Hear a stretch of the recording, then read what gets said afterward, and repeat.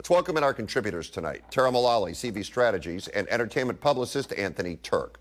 Tara, I'll start with you. Do you think people take into account the possible consequences of their actions? You know, I'd love to say that they do every time, but they actually don't most of the time. They think about what their rights are and not necessarily what the consequences of those rights are. And it's absolutely their right to do that.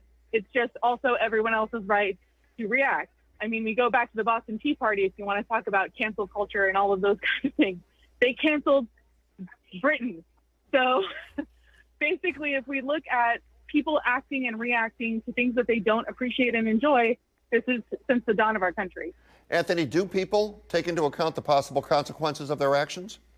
You know what? I think with the internet and with all this social media and stuff, I think people are so reactionary to put their views out there that I don't think they're really thinking about what the consequences are and how it's going to affect other people and how it's going to affect themselves.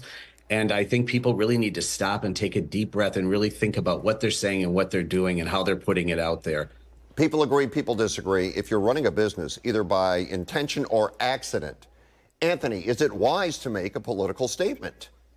If I was running a business, which I am, I'm very careful about the political statements I make because you don't want to alienate people. You want to be inclusive. You want to get as much business as you can. And people who own businesses, especially like restaurant establishments, they have to realize that they're making a choice, but then also their customers can choose to not come into their businesses too. And so it'll hurt them in the end. So I think that people need to be really careful. Tara?